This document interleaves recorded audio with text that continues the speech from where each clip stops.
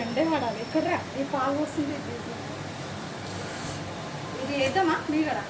వద్దు వద్దు, నాకొద్దు, నేను వాడద్దు.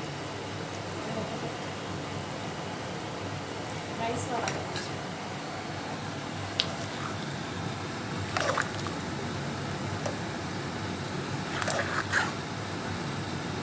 పరమాన్నం ఎంత బాగుంది మేడం, చాలా బాగుంది పరమాన్నం.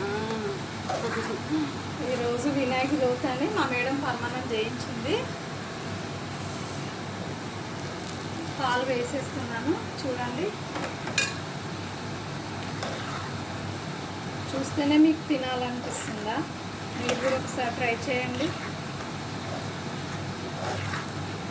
అయిపోయింది ఇది పరమాన్నం. తర్వాత నెక్స్ట్ పులిహోర.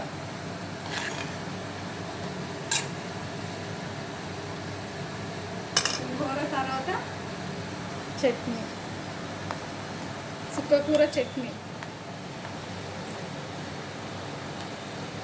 మీ ఇంట్లో ఏం చేసుకున్నా ఫ్రెండ్స్, లైక్, షేర్, కామెంట్ బాక్స్లో కామెంట్ చేయండి. ఓకే.